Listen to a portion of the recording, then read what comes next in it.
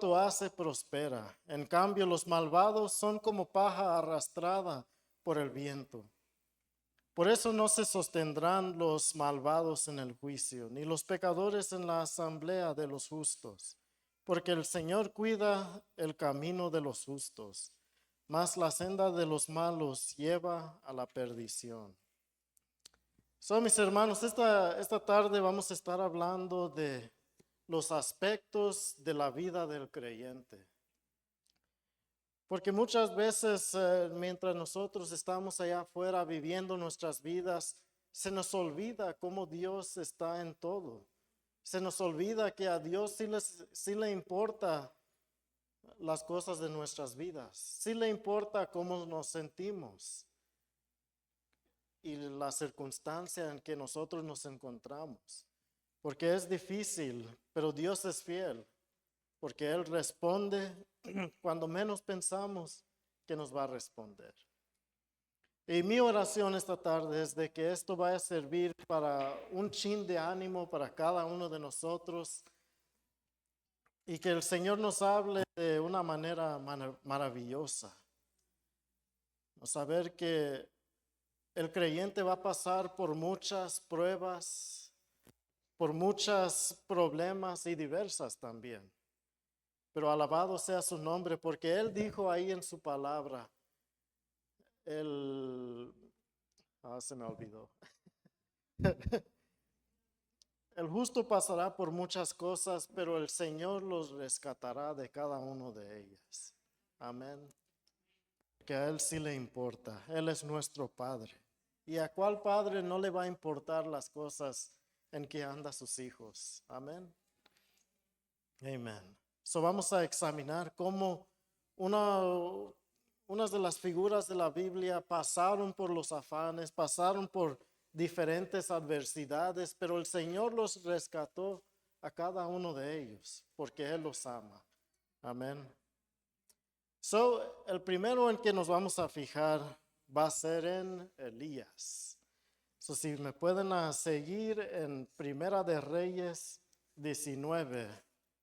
Primera de Reyes 19.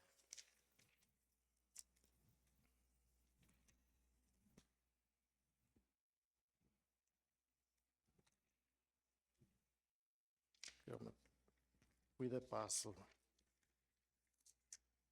Primera de Reyes 19 del 1 al 20, creo. Ok.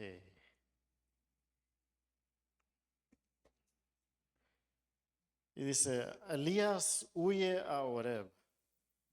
Acab le contó a Jezabel todo lo que Elías había hecho y cómo había matado a todos los profetas a filo de espada. Entonces Jezabel envió a un mensajero que le dijera a Elías, que los dioses me castiguen sin piedad, si mañana a esta hora no te han quitado la vida como tú se la quitaste a ellos. Elías se asustó y huyó para ponerse a salvo. Cuando llegó a Beerseba de Judá, dejó ahí a su criado y caminó todo por un día en el desierto. Llegó a donde había un arbusto y se sentó a su sombra con ganas de morirse. Estoy harto, Señor, protestó. Quítame la vida, pues no soy mejor que mis antepasados. Luego se acostó debajo del arbusto y se quedó dormido. De repente un ángel lo tocó y le dijo, levántate y come. Elías miró a su alrededor y vio su cabecera un panecillo cocido sobre carbones calientes y un jarro de agua. Comió y bebió y volvió a acostarse. El ángel del Señor regresó y tocándolo le dijo, levántate y come, porque te espera un largo viaje. Elías se levantó y comió y bebió. Una vez fortalecido por aquella comida, viajó 40 días y 40 noches hasta que llegó a Horeb, el monte de Dios. Ahí pasó la noche en una cueva. Más tarde la palabra del Señor vino a él. ¿Qué haces aquí, Elías?, le preguntó. Me Me consume mi amor por ti, Señor Dios. Todopoderoso, respondió él. Los israelitas han rechazado tu pacto, han derribado tus altares y a tus profetas los han matado a filo de espada. Yo soy el único que ha quedado con vida y ahora quieren matarme a mí también. El Señor le ordenó, sal y preséntate ante mí en la montaña, porque estoy a punto de pasar por ahí. Como heraldo del Señor vino un viento recio, tan violento que partió las montañas e hizo añicos las rocas. Pero el Señor no estaba en el viento. Al viento lo siguió un terremoto, pero el Señor tampoco estaba en el terremoto. Tras el terremoto vino un fuego, pero el Señor tampoco estaba en el fuego. Y después del fuego vino un suave murmullo. Cuando Elías lo oyó, se cubrió el rostro con el manto y saliendo se puso a la entrada de la cueva. Entonces oyó una voz que le dijo, ¿qué haces aquí, Elías? Él respondió, me consume mi amor por ti, Señor, Dios Todopoderoso. Los israelitas han rechazado tu pacto, han derribado tus altares y a tus profetas los han matado a filo de espada. Yo soy el único que ha quedado con vida y ahora quieren matarme a mí también. El Señor le respondió, regresa por el mismo camino y ve al desierto de Damasco. Cuando llegues allá, unge a Hazael como rey de Siria y a Jehú, hijo de Nimsi, como rey de Israel. Unge también a Eliseo, hijo de Safat, de Abel Meholá, para que te suceda como profeta. Jehú dará muerte a cualquiera que escape de la espada de Hazael, y Eliseo dará muerte a cualquiera que escape de la espada de Jehú. Sin embargo, yo preservaré a 7,000 israelitas que no se han arrodillado ante Baal, ni lo han besado. Y así dice la palabra de Dios. En el capítulo anterior, en el capítulo 18, Elías acaba de ganar la batalla contra los profetas de Baal cuando él oró por la lluvia para que cayera y también llamó a fuego del cielo que derrotó a todos sus enemigos, todos los falsos profetas. Y yo digo que yo a veces tengo preguntas de eso porque digo, si acaba de salir de algo de así, miró grandes milagros que hizo Dios en vista de todo el pueblo.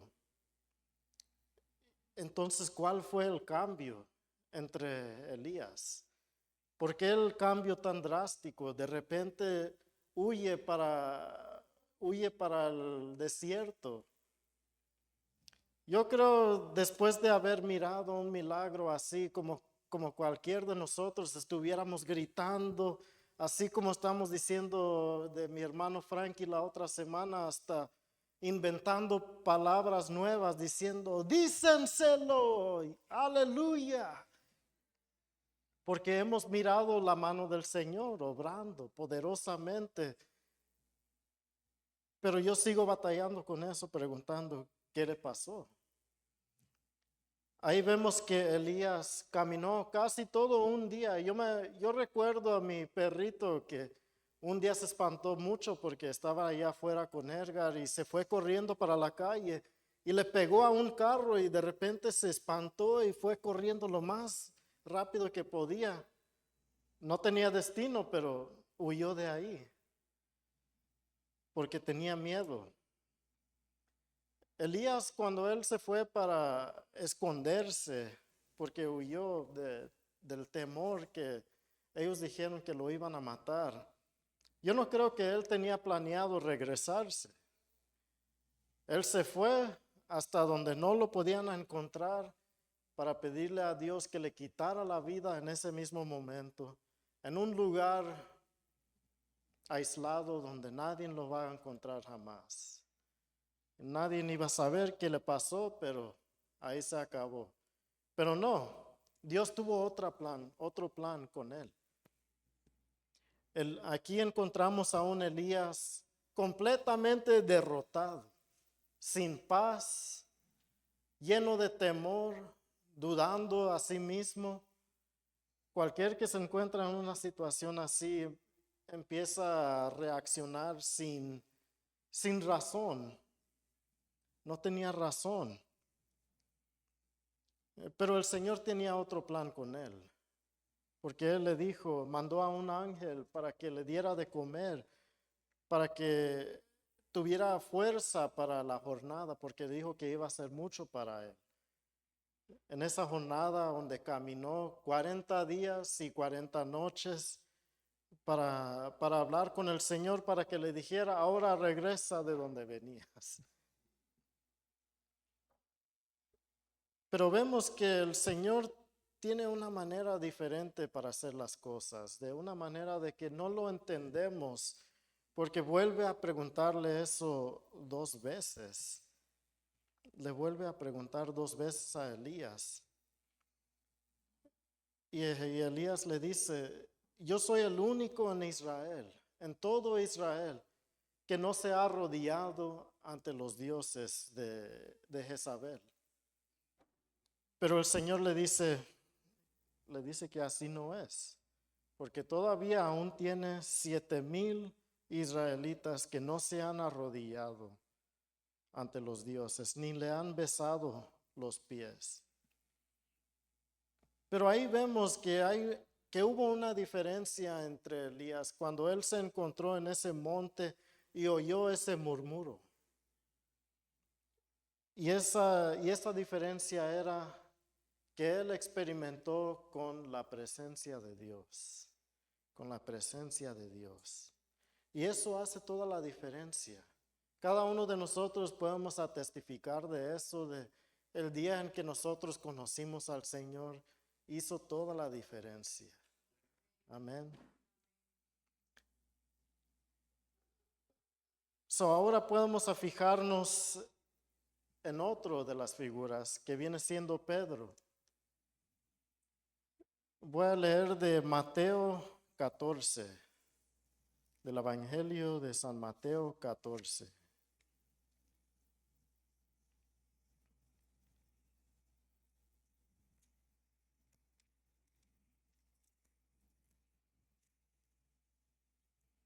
El 14 de los versos 22 a 23. Cuando Jesús camina sobre el agua. Enseguida Jesús hizo que los discípulos subieran a la barca y se adelantaran al otro lado mientras él despedía de la multitud. Después de despedir a la gente, subió a la montaña para orar a solas. Al anochecer estaba ahí él solo, y la barca ya estaba bastante lejos de la tierra, zarandeada por las olas, porque el viento le era contrario. En la madrugada Jesús se acercó a ellos caminando sobre el lago. Cuando los discípulos lo vieron caminando sobre el agua, quedaron aterrados. Es una fantasma, gritaron de miedo. Pero Jesús les dijo enseguida, cálmense, soy yo, no tengan miedo. Señor, si eres tú, respondió Pedro, mándame que vaya a ti sobre el agua. Ven, dijo Jesús. Pedro bajó de la barca y caminó sobre el agua en dirección a Jesús. Pero al sentir el viento fuerte, tuvo miedo y comenzó a hundirse. Entonces gritó, Señor, sálvame. Enseguida Jesús le tendió la mano y sujetándolo lo reprendió. Hombre de poca fe, ¿por qué dudaste? Cuando subieron a la barca se calmó el viento y los que estaban en la barca lo adoraron diciendo, verdaderamente tú eres el Hijo de Dios. Después de cruzar el lago desembarcaron en Genesaret. Los habitantes de aquel lugar reconocieron a Jesús y divulgaron la noticia por todos los alrededores. Le llevaban todos los enfermos suplicándole que les permitiera tocar siquiera al borde de su manto, y quienes lo tocaban quedaban sanos. Pedro, en este capítulo, yo creo en ese momento en cuando cuando le dijo a Jesús que lo haga a él caminar sobre la agua hacia donde estaba Jesús. Yo creo en ese momento de repente se sintió Superman. Porque ¿quién se atreve así a caminar sobre las aguas? Pero duró poco tiempo, porque después de que él salió de la barca, caminó poquito, pero empezó a hundirse porque él estaba mirando alrededor lo que estaba pasando. Todavía había una tormenta y empezó a mirar las olas y los vientos que estaban muy fuertes y cómo la barca se movía de un lado a otro. Le dio miedo. Al primero él estaba enfocado en Jesús, pero cuando quitó la vista de Jesús y miró para acá y para allá, se empezó a hundirse. Yo creo que a veces nosotros también hacemos lo mismo, de que empezamos a hacer esto y lo otro cuando nos sentimos que estamos fuertes para el Señor, y de repente se nos acaban las fuerzas porque nos empezamos a enfocar en los asuntos de la vida de nosotros, que si está bien el presupuesto, que si está bien la rodilla, o preocupándose por el corazón y esto y lo otro. Y a veces, como nosotros los hispanos, tratamos de trabajar lo más que uno puede. Si uno puede tomar otro turno, pues nos lo aventamos. Y si hay una oportunidad acá ayudando al primo, pues le ayudamos. Y a veces hasta llenamos la agenda de cosas que hacer. Tenemos uno y otro y tratamos de aprovechar el tiempo. Pero después con el tiempo nos empezamos a cansar de esas cosas.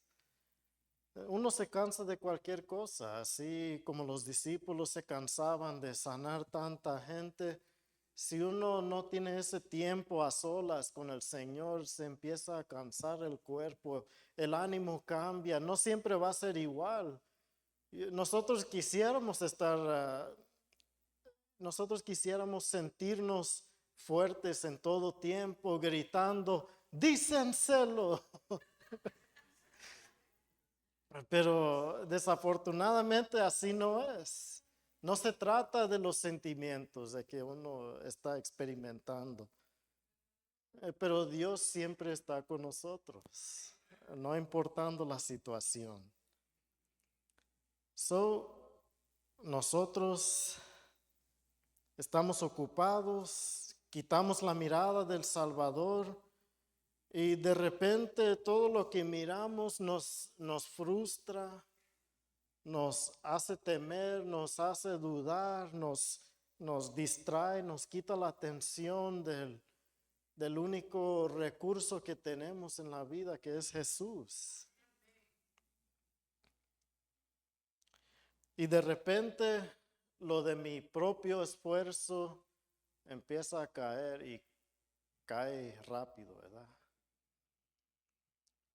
Pero bendito Dios, porque nunca está muy lejos de nosotros. Cuando siento que no puedo más, yo puedo clamarle a Dios. Y así como Jesús le respondió a Pedro, le respondió inmediatamente, porque él miró la situación, él miró que si él no lo agarrara rápido, se iba a perder. En las aguas, cuando se están moviendo así de rápido entre las olas y el aire, uno se puede perder rápido. Pero Jesús miró la necesidad y le dio la mano. A veces nosotros nos sentimos igual cuando tenemos todas estas cosas encima y luego de repente se le poncha una llanta al carro y decimos, ¿por qué yo? ¿Por qué yo? Se nos suben todas estas cosas encima y sentimos que nosotros somos los que nos estamos sofocando, que tenemos la cabeza abajo de las olas, pero el Señor es fiel y lo seguirá haciendo. Porque a Él sí le importa la vida de cada uno de nosotros. Desde el primer día que le clamamos a Jesús, Él ha estado con nosotros y nos ha dado su espíritu como una guía. Y a Pedro, pues ya saben, ese Pedro le dio muchas chances. Le ha dado muchas chances. Cuando Jesús estaba al camino al Calvario, le preguntaban a Pedro, tú eres uno de ellos, ¿no? Y les dijo, no, yo no los conozco. Hasta los maldeció. Le dijo, no, yo no conozco a ninguno de ellos. Y hasta lo vino a rechazar 3 veces. Y cuando leemos después de la resurrección, después de que se le apareció a más de 500 personas, Jesús tiene una manera de reintroducirse en la vida de Pedro. De la misma manera de que los encontró la primera vez cuando ellos estaban pescando, estaban allá afuera y no agarraban nada, no estaban agarrando. Jesús se les arrimó y les dijo, mejor tiren para el otro lado donde está más profundo. Y ellos le hicieron caso y de repente agarraron tantos pescados que se empezó a hundir el barco. Y entonces es cuando finalmente conectó dentro de sus mentes de ellos y dijeron, este es Jesús, el que nos está hablando. Porque lo reconocieron por sus acciones, por cómo se sintieron en el momento. Y fue cuando Jesús le preguntó a Pedro, ¿me amas, Pedro? Le dijo, sí. Y le volvió a preguntar otras 2 veces, ¿me amas? Señor, tú lo sabes todo. Entonces dale de comer a mis ovejas. El Señor es el rey de las second chances, de las chances segundas, la segunda oportunidad. Y es maravilloso así como trabaja el Señor, que nos da oportunidad aun cuando no lo merecemos. Y ahora tenemos a otro ejemplo también. Tenemos el ejemplo de Pablo en Filipenses 4. Otro ejemplo maravilloso de cómo Dios trabaja en las vidas de nosotros, aun cuando estamos en las circunstancias más feas. Él está con nosotros, nos ayuda. El Filipenses.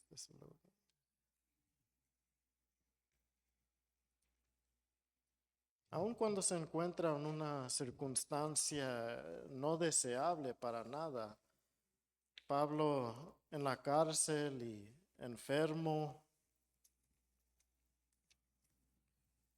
A ver, maybe por este papel no puedo. Aquí está. Filipenses 4. ¿Dónde estaba? Del 1 a 20. Y dice, por lo tanto, queridos hermanos, a quienes amo y extraño mucho, ustedes son mi alegría y mi corona. Manténganse así firmes en el Señor. Ruego a Evodia también y a Síntique que se pongan de acuerdo en el Señor. Y a ti, mi fiel compañero, te pido que ayudes a estas mujeres que han luchado a mi lado en la obra del Evangelio. Junto con Clemente y los demás colaboradores míos, cuyos nombres están en el libro de la vida. Alégrense siempre en el Señor. Insisto, alégrense. Que su amabilidad sea evidente a todos. El Señor está cerca. No se inquieten por nada. Más bien, en toda ocasión, con oración y ruego, preséntense a sus peticiones a Dios y denle gracias. y la paz de Dios que sobrepasa todo entendimiento cuidará sus corazones y sus pensamientos en Cristo Jesús. Por último, hermanos, considérense bien, consideren bien todo lo verdadero, todo lo respetable, todo lo justo, todo lo puro, todo lo amable, todo lo digno de admiración, en fin, todo lo que sea excelente o merezca elogio. Pongan en práctica lo que de mí han aprendido, recibido y oído, y lo que han visto en mí, y el Dios de paz estará con ustedes. Me alegro muchísimo en el Señor de que al fin hayan vuelto a interesarse en mí. Claro está que tienen interés, solo que no habían tenido la oportunidad de demostrarlo. No digo esto porque esté necesitado, pues he aprendido a estar satisfecho en cualquier situación en que me encuentre. Sé lo que es vivir en la pobreza y lo que es vivir en la abundancia. He aprendido a vivir en todas y cada una de las circunstancias, tanto a quedar saciado como a pasar hambre, a tener de sobra como a sufrir escasez. Todo lo puedo en Cristo que me fortalece. Sin embargo, han hecho bien en participar conmigo en mi angustia.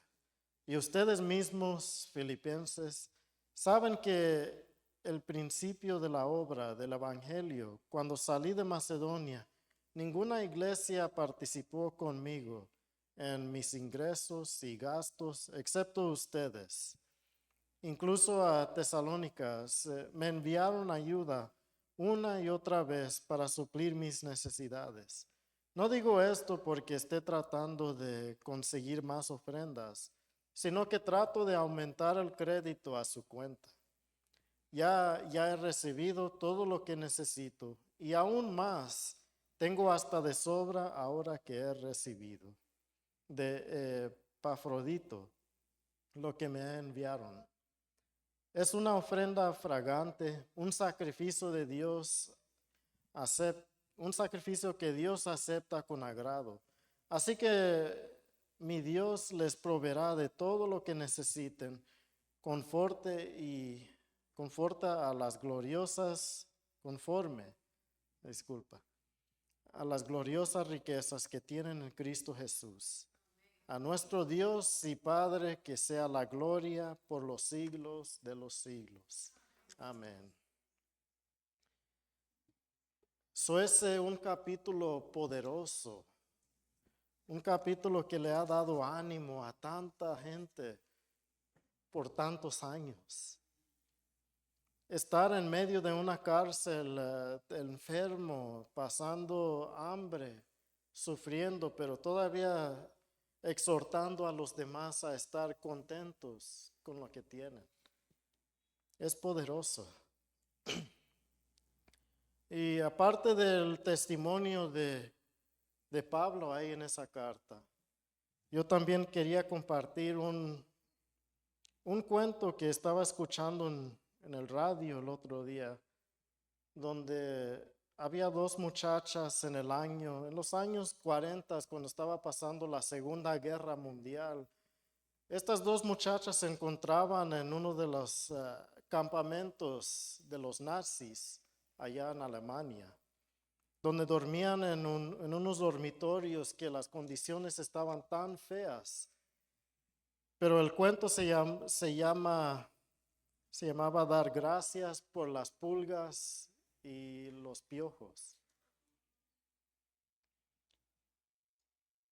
Y la muchacha se llamaba Corrie ten Boom en su libro The Hiding Place, El Escondite. Corrie y su hermana Betsy eran prisioneros en el campamento de los nazis y ellas fueron asignadas a un dormitorio que estaba tan infestado con piojos y pulgas. Pero ellas, siendo las guerreras que eran, estaban determinados para vivir lo que decía la palabra en Primera de Tesalonicenses 5, 16 a 18, que dice, dar gracias en todas circunstancias. Ver si oraba y le daba gracias a Dios por todos los aspectos de su situación, estando en un lugar difícil así, incluyendo todos los animales. Corey, que uno le entendía y ella decía, no, por eso no. Estas dos muchachas fielmente leían su Biblia, que era considerado contrabando en ese lugar, porque era prohibido para alguien, cualquier persona, tener cualquier literatura, más una Biblia en esos lugares. Pero ella siempre daba gracias a Dios en toda situación, incluyendo por los animales, aunque los otros decían que no. Ellas tenían una Biblia que habían metido a escondidas. Y en el dormitorio donde ellos vivían, lo leían todos los días.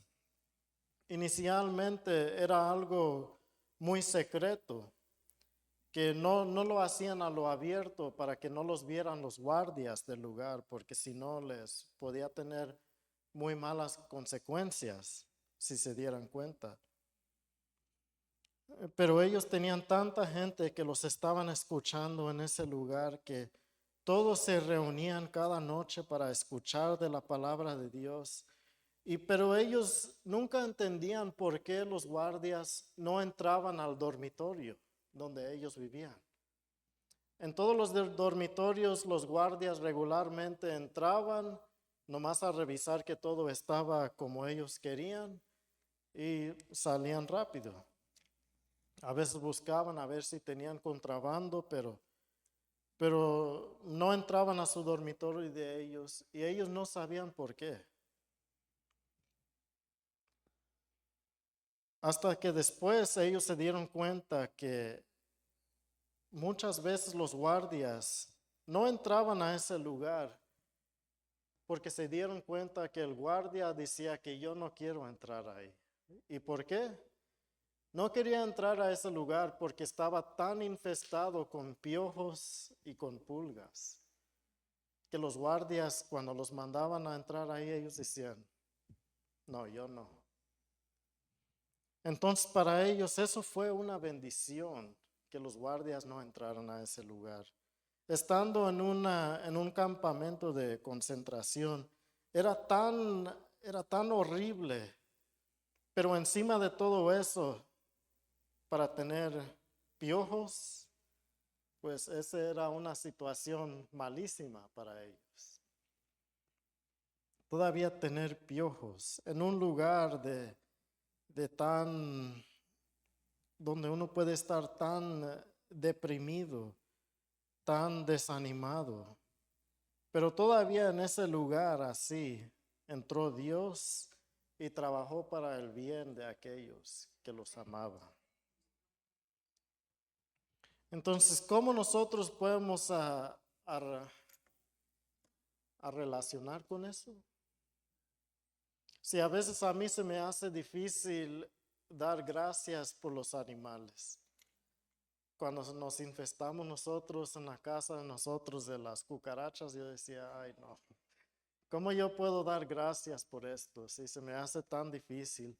A veces a nosotros nos da trabajo dar gracias por las cosas que nos frustran, por las cosas que están desordenadas en nuestras vidas. Pero así lo manda Pablo a decir, dar gracias en toda situación, porque esto le agrada a Dios. Tal vez nosotros no siempre estamos en el mismo ánimo, no siempre estamos gritando, dícenselo al Señor, pero el Señor es fiel y Él nos ayuda. Pero también algo podemos aprender de eso, de que no es necesario de que siempre estemos fuertes, de que siempre estemos gritando aleluya, porque sabes una cosa dice en la Biblia que que mi fuerza es perfeccionada en mi debilidad.